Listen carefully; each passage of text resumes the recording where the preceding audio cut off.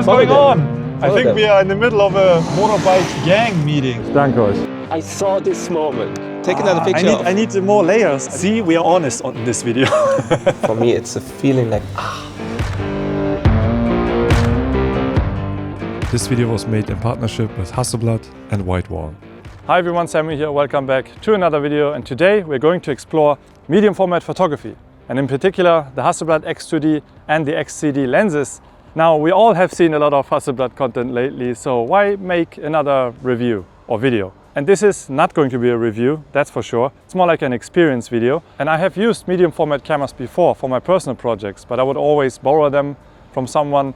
And this time Hasselblad reached out to me and asked me, hey, do you want to try this camera in exchange for a YouTube video and some Instagram reels? And actually they have missed me first, because I only found out 5 months after they reached out to me, because I manually searched for Hasselblad in my mail inbox. And because I was curious, hey, why hasn't Hasselblad reached out to me yet? And to be completely honest with you, it took me a long time to make this decision, because it's not that I don't have any interest in medium format photography. It's just that for my type of photography, which is street photography, documentary photography, I prefer using small and compact cameras or bigger cameras, but very fast cameras.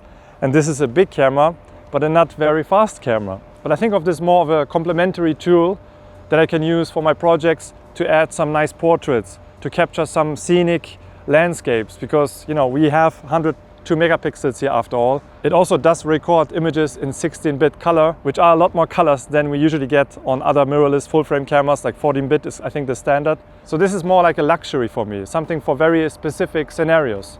Scenarios I still have to find out for myself. But when Hasselblad reaches out to you, you can't ignore it. Although as much as I would love to take credit for, saying no and be like, it's not for me, how can you? How can you?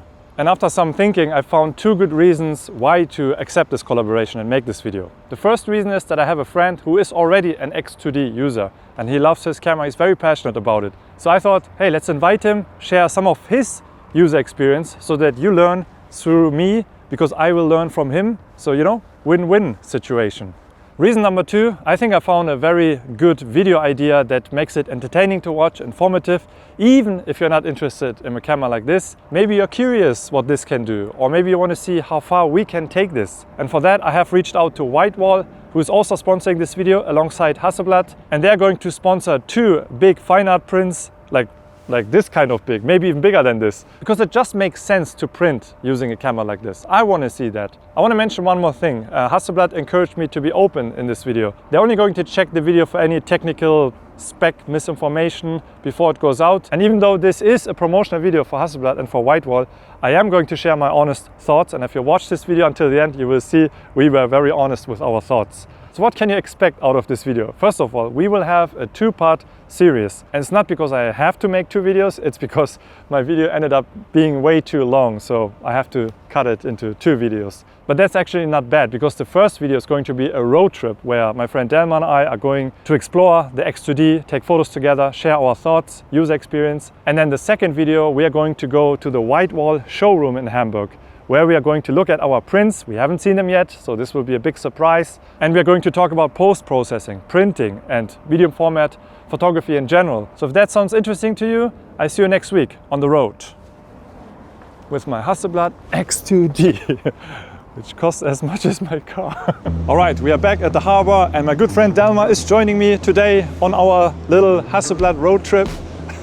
He has been a user for almost 2 years, right? Yeah. 2 years. I think today we will show you different use cases for this camera. I want to talk a little bit about the projects that Delma also has been photographing, and also talk a little bit about my experience. I've been using this now for 4 weeks maybe, and we are now here at the harbor of Hamburg. We're actually on the other side of the official harbor.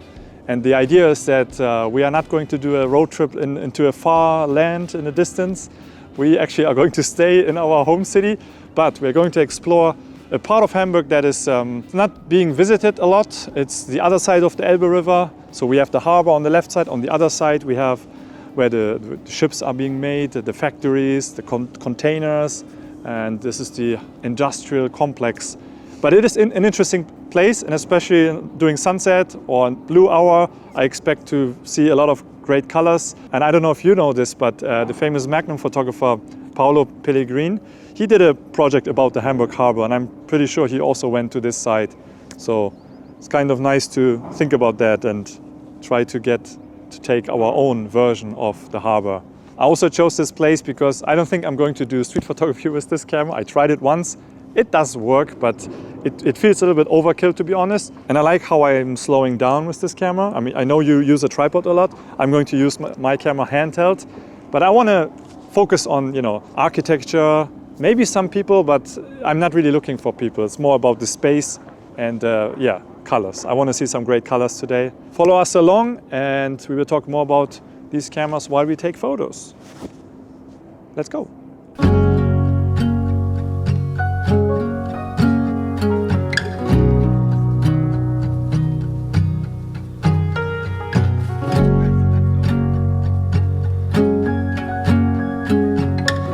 Now we're entering the famous Kölbrandbrücke. Oh. So sometimes I have to cross this bridge to go to the city, especially when I go back home and I drive here in the night. It's so beautiful. I wish we would be able to walk here, but it's not allowed to walk on the bridge.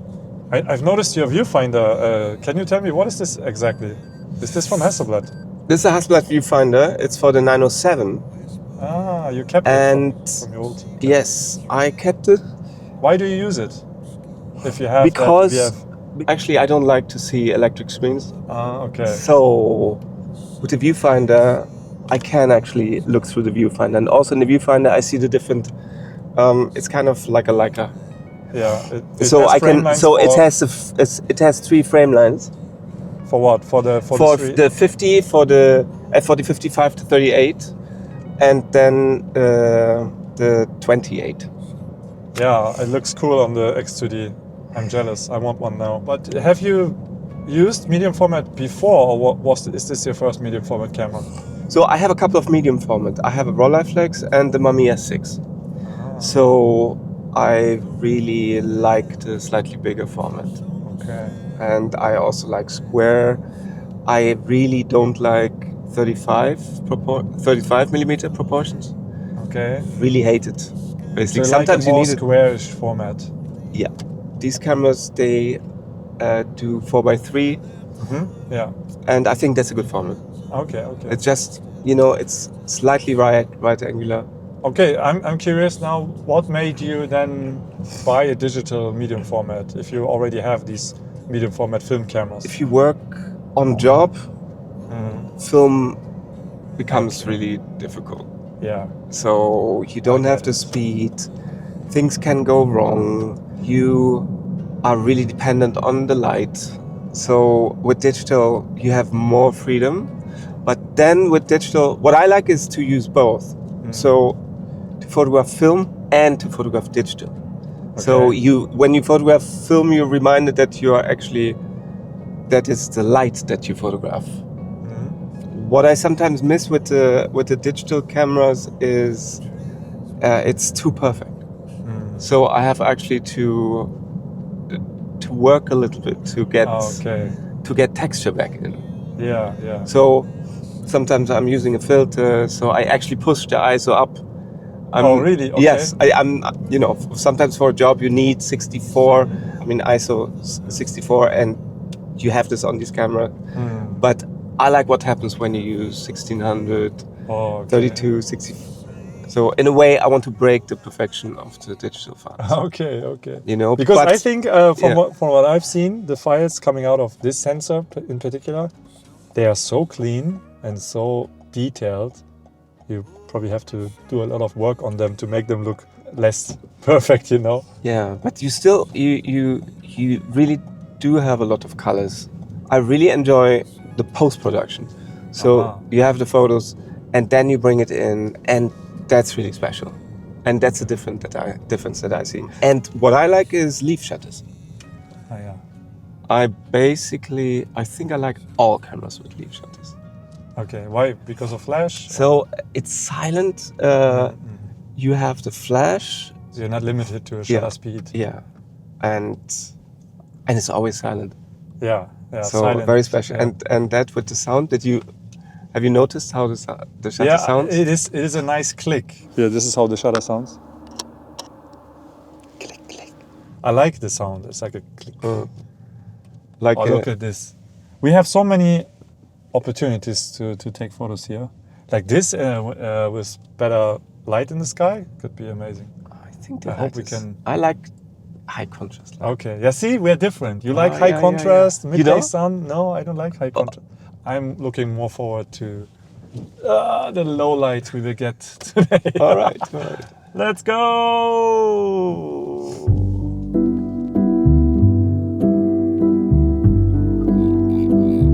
Okay, let's go. Delma here just shared a neat little trick. So the viewfinder- sensor, yeah, the sensor. viewfinder sensor is a tiny little bit too slow. Yeah, not. Yeah. So to make sure that it switches, You I use the thumb to cover it before I bring the camera. That's super smart because when I bring the camera up, bang. so it's already on, right? Or I set it to screen only, or I mean Yeah. viewfinder only or LCD only. Do you think there's a way to customize a button to switch between the two? Because I haven't found it. No, there's not. Yeah, I know think it. if they would just add one more customization option, so that I can toggle between viewfinder and screen, that would be so helpful. But before they do that, they have to allow for black and white. and For what? color. Black and white. Black and white preview. Yes. Yeah, they have so much confidence in their color science that they're just like, you're just going to use our colors. But yeah, black and white would be good to see as a preview. Because I think these files convert very well into black and white. So And actually, they are right. Since I've been using this camera, yeah, even when I shoot film, I use color because it kind of hooked me on color more. oh, so this camera hooked you on color. Yes. Okay. Yes. That's So, but That's, I only now realized that I haven't shot. That's a strong Oh, this endorsement. This is beautiful, Look, the right? The reflection, reflections here are cool. But my lens is too wide. Should have asked for the 55. There was a bird on the water. That was nice, but now it's gone. Now it's just a bridge. So, my Hasselblad brother, I'm curious, how are you using your X2D in terms of focusing? How do you focus? Because I still don't know what is my preferred method of focusing, but I want to know how you use focusing. It's a mix. So for one, I have autofocus. I have to say, you have to use the new lenses, the XCD lenses, because the old lenses, they were good, but they were loud and they were slow and they were big. They didn't have these focusing Yeah, scales. exactly. So what I use is step one, usually automatic, and I put my manual focus switch on this button here, and then when I push this button, I have it set to manual focus, and then it just keeps the manual focus. Oh, And okay. Why I don't you switch. just do this? What's the difference? I do both. Sometimes it's quicker to do this. It's just a smaller movement. So do you use autofocus using the shutter button, or do you Yes. use back button focusing? I use the shutter button. Okay. So every time you focus and take a photo, you have to refocus again. No. Right? No. Often I use this button here. Okay. So then you switch to manual focus Yeah, to keep your focus. And the manual focus keeps this. I see. Okay. Yeah, I can use back button focusing, of course, but my issue is, this is a little criticism I have on this camera is if normally you half press the shutter button to focus, Yeah. right? And you can take a photo. And what I often do is I keep my shutter button pressed down half so that the focus is always locked and I can continue shooting. But on this camera, you take a photo, you always have to refocus again.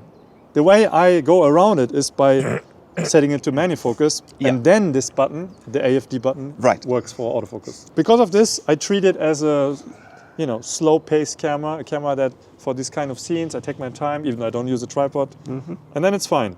So that's why I wouldn't use this for street or action, but I do appreciate how good the manual focus experience is, because at least, I'm sure it's still focused by wire, but it is at least giving you the distance scales, so you can pre-focus, and all you need to do is just zoom in, and then you can be sure that it's in focus, and so that's how I like to use it. But here's the point, young Padawan. What? So everything is going faster, but we need to go slow. Okay. This is just taking it a little bit slower. No, yeah. The files are bigger, and then it trains you because you don't want to deal with 100 megapixel files You're more all the careful, time. So you're like, more selective. do I really want this? And so, Yeah. so it slows. And also with the autofocus, it really doesn't bother me anymore. When I tried this first, I came with the mind of a street photographer, someone who wants to snap. So I was like, oh, I can't keep the focus where I want it. Like I always have to refocus. But actually, if you focus once, you set it to manual focus, leave it, and then you just think about, you know, oh, there's a bird flying, let's wait until it's there, and then, you know, it's a different approach. So here's a design problem. The clutch, and this is actually great, the clutch it's a problem, but is it's great. showing you, the clutch has the feet meter information, right? Yeah. So it actually is programmed, so you're on 3 meters, it will set to 3 meters. But the problem is if you're autofocus and now you want to go manual, here I know what you you have wanna to say. correct, you have to find the focus again. That's why I think this option is the best.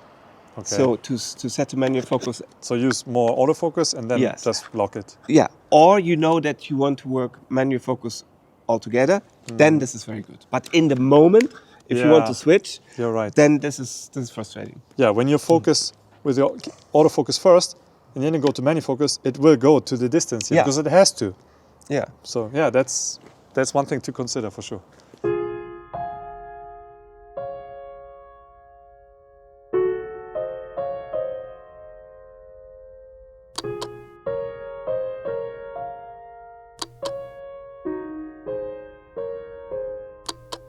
Yo, what are you doing? I'm just studying the nutrition facts here from the birds, from the bird population. Oh yeah, by the way, focusing, I forgot to mention this earlier. You can use the screen, even when you use the viewfinder, to shift your focusing, your focus point. And you know, there's no joystick, which I guess it would make this camera more usable, but to be honest, you can use the touch screen. It works actually quite well. I'm very sorry, but I have to interrupt this section of the video because we ended up walking onto private property. We didn't know because there was no sign or we didn't see one. There was a gate that was open and we thought, hey, this is probably public, but it wasn't, so I don't want to risk it. Instead, I'm gonna tell you now what Delma and I talked about, and then we go back to the road trip. So Delma showed me how you can put the X2D into sleep mode very quickly. And you do that by pressing the on button just one time, and then the screen goes black. The camera isn't off, it's just in standby mode. What it does is it saves you a bit of battery, and then you can wake it up again by half pressing the shutter. Then you can see the screen goes on, or you just press the on button again. If you want to see how fast the X2D boots up, now it's completely turned off. I'm going to hold the shutter button now. The little H logo pops up and now it's on. So it's not bad. Then we were highlighting how big the back LCD screen is. And I think it's probably the biggest screen on any digital camera. Correct me if I'm wrong, this is April 2025, but I don't know any bigger screen than this. And it does really make a difference when you compose your images. Delma was pointing out how this gives him that medium format experience because it's kind of similar to looking down at the mirror of a film Hasselblad. He was also saying that for people who wear glasses, this is just big enough so that you don't need to take off your glasses or do something like this depending on your eyesight. It can also tilt up. It feels very sturdy. It is a touch screen. It has buttons on the side. By the way, the menu, I find it very easy to navigate through and a very easy to understand user interface. You can swipe between your images, you can double tap to zoom in.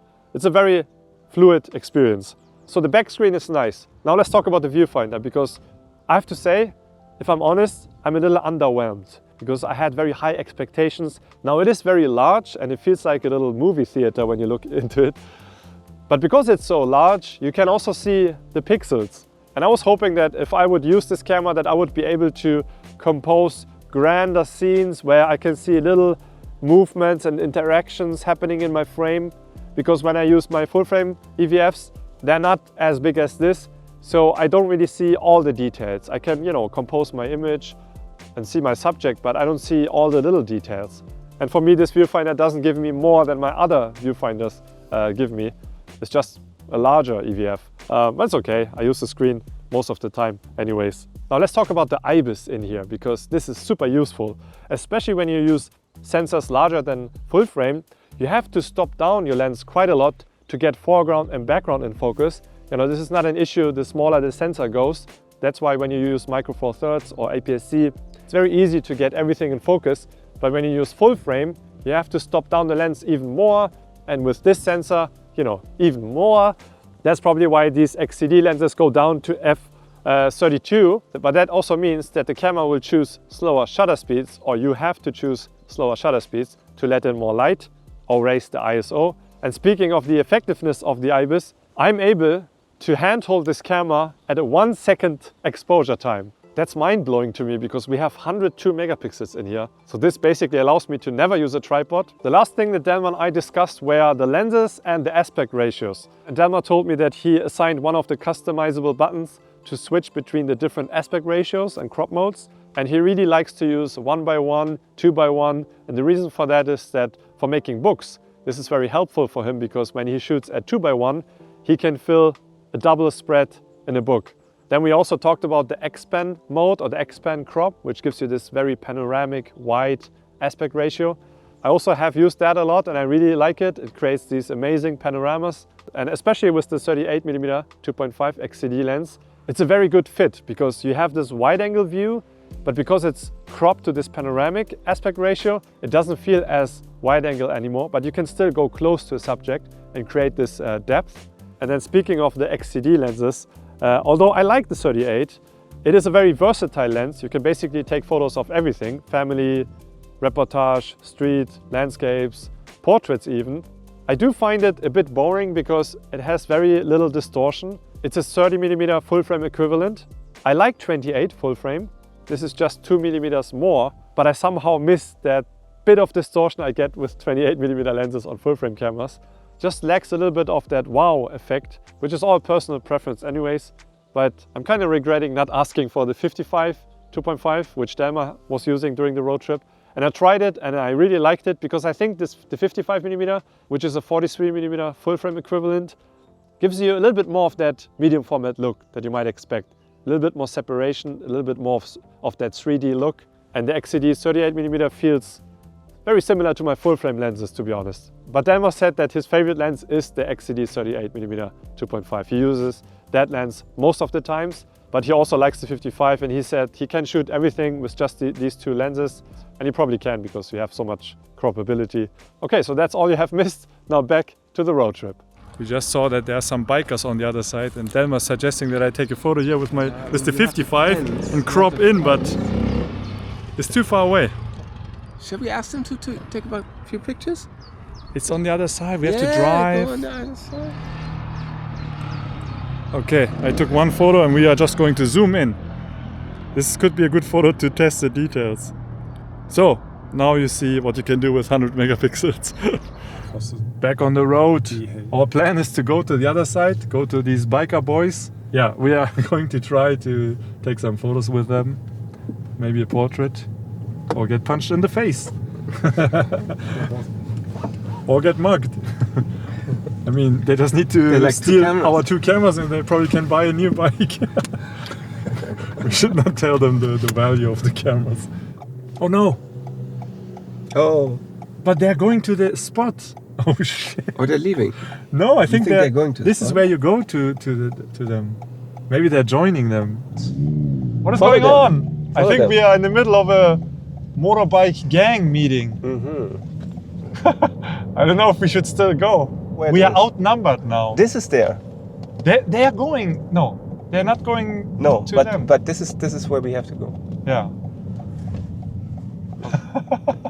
What do? We turn around? No. Yes. No, Window I can't do down, it from the ask window. No, we will go around. We come back. We check it out here from the safety distance of our car. There's the Well, here we could. things. I think they're leaving. Oh no. Are they? I should have stopped on the right side. You could have stopped right now and talked to them. Yeah, but what if see, there's a car behind us. No. No. Oh no. Should we still try it or I don't know. I don't want to bother them. Oh. Ja. Steigen wir jetzt aus? Ja, oder was? genau, steig aus. Okay. Schnell. Moin. Wir haben euch gerade auf der anderen Seite gesehen. Könnten wir vielleicht ein Foto von euch machen? Wir machen gerade ein Video so für YouTube. Wir testen so Kameras und sowas. Dachten mir so, das wäre ganz cool eigentlich. Aber ihr wolltet gerade los, ne? Nee, wir wollten gerade selber. Okay, our plan worked out. Yes. They're now filming a little bit for their own social media, I don't know. And then after 5 minutes, they said we can take some portraits. They allow us to take some photos now while they're doing their one-wheeler or their tricks. So yeah, let's take some photos, action photos on the Hasselblad.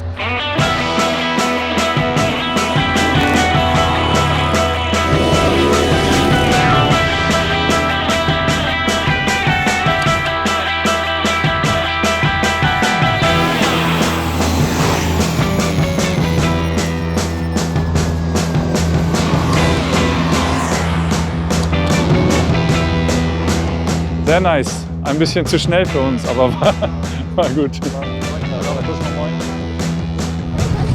Should I shoot wide open? Stop down? What should I do? I think I want to shoot f8, but maybe wide open, a little bit of blurry background, 3D pop. Do we get 3D pop on these lenses? Yes, we do. Alles klar, dann geht's los. 3, 2, 1, boom, boom. Ich gehe ein bisschen näher ran, ja? Moment mal.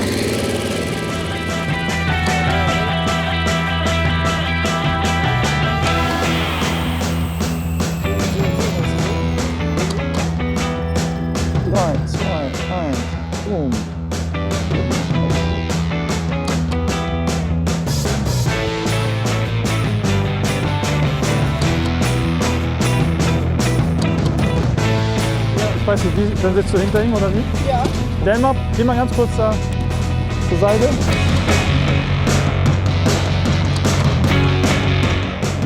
Okay, danke euch, danke euch. Alles klar. Viel Spaß heute noch, ne? Euch auch. Und vielen Dank. Ich warte auf die Bilder. Ja, ja, klar, natürlich. This was nice. This was nice. And it was exactly, you know, when we were on the other side, I was thinking, oh, I saw this moment, you know, like we're there, we're doing portraits with them, we film them. I knew We exactly that if we would get it, we would get something good. But I was worried about the light, but then now the light was perfect. You know, this time I was very happy that I was using my 38 and not the 55. But when we did the close-ups, I was like, now I would love to use the 55. So I was quite happy with the 55. yeah, Also with the, because maybe I have 4 shots on the bikes, yeah. but 4 good ones. For different ones. 4 good ones, yes. Okay. I even wanted something wider, so you know, there's also the 25mm. I think that would be much nicer for the group photo. I really wanted to be in the group photo, but Right. we will see. I am curious to see how they will look edited. Okay, we missed the sunset, guys, because we won't see the sun. It's going to be behind the ship, I can already tell. But oh no, we still have a There's little bit the of sun. Okay, very nice. Yeah, I think we have 10 minutes maybe, and then the sun is gone. Whoa. It looks like this ship is moving. Is it moving? It is moving. Oh, nice. So it's going to Yeah, go away. I see, this is cool. this is Hamburg. Now I want the 55.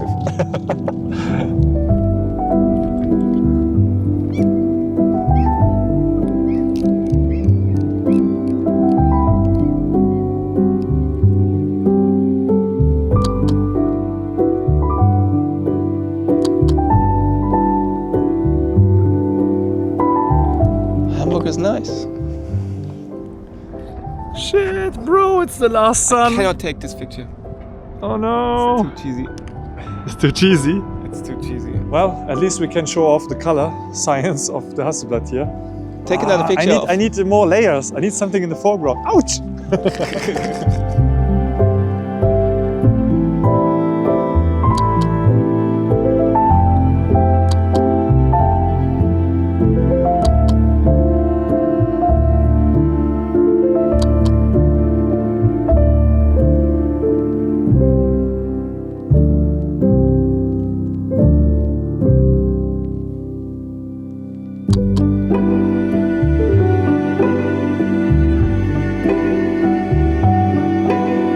What's the Hasselblad swag? You have the gray jacket plus it's black camera, or you have green strap?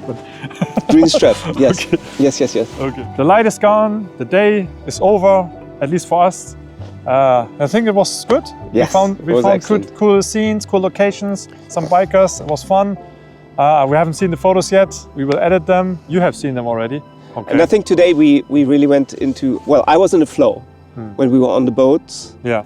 And then suddenly we changed gears and then working with the bikers. Yeah. So, and suddenly it was action. Yeah. For me, it worked. Yeah. I like to mix formats. So I use the Hasselblad for digital, but then I also use large format, like 4x5 or 8x10. And I like to learn from both media.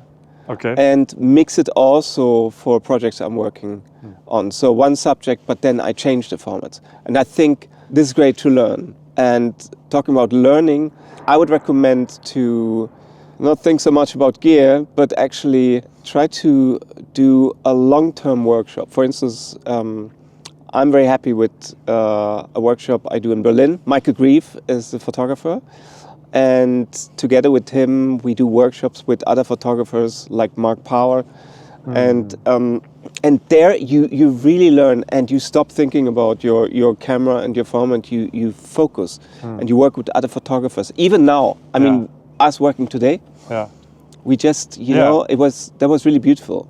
Yeah, I learned from you, and we were, you know, how do you say? Cross-pollination. Yeah, I think that's the we word. cross-pollinated. Yeah.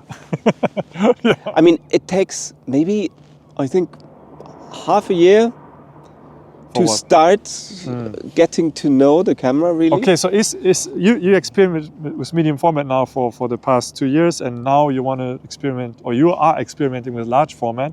How are you seeing yourself using the XTD, for example, X2D, now continuing with this experimentation? It fits in because I'm more independent of the light. So I could photograph in this light as well. Okay, I see what you mean. But then film gives us still something no digital camera can do. So, and I really enjoy to have both. Yeah. Okay. You know? Yeah, I can to work see with that. both. Yeah. So are you still like and satisfied? how do you feel having worked today with it? No, you. My time with the camera has been short, but it was enjoyable. I enjoy the process of slowing down and focusing really on the composition and framing my photo, and you know, it is satisfying to use. I gotta say that. That's really like when you use it, it feels nice to use it. Everything, you know, there's no loose buttons, and everything clicks nicely. You know, we talked about the shutter sound, but I don't know. I'm it's not an emotional camera. For me, it's not an emotional camera. Yeah, I have to be honest here. You know, I tried really hard to connect to this camera emotionally. Like I look at it and I'm like, wow, it's beautiful. It's a piece of art, and I think I'm just not the photographer for it. And I think that's fine. That's why I wanted you in this video, because you are someone who really uses it, and you know, you burn for it. You have this passion for it. So this is why I wanted to have you and, you know, learn from you. So it is a nice camera, and I'm really looking forward to using it for portrait. And you know, I have personal projects, as you know, that are a little fast-paced, reportage. But I think I will try to take some portraits with this. You know, just use it for that. I'm just not sure if this is an investment that is worth it for my photography. You know, I'm sure if you are someone who knows exactly what to do with it, yeah, it makes a lot of sense. I feel like now I have this privilege that I can use it, but still, I feel like, is it really necessary for my work? Okay, I still had a good time, so that's just how I feel. But I can't wait to see the huge prints we did with WhiteWall. So we will see you next week, or in 2 weeks actually, to see the big prints. I'm really excited about that, because I think that's why you have a camera like this, to see the work big, you know, not only on the screen. Of course, the croppability is useful for your kind of work as well, for collaging and stuff, but I want to see big prints. When I see my picture, my print, I'm sure I'm gonna change my mind and be like, oh, I gotta have this in my life. Every photo needs to be like this. Who knows? So we will find out in 2 weeks. So see you then.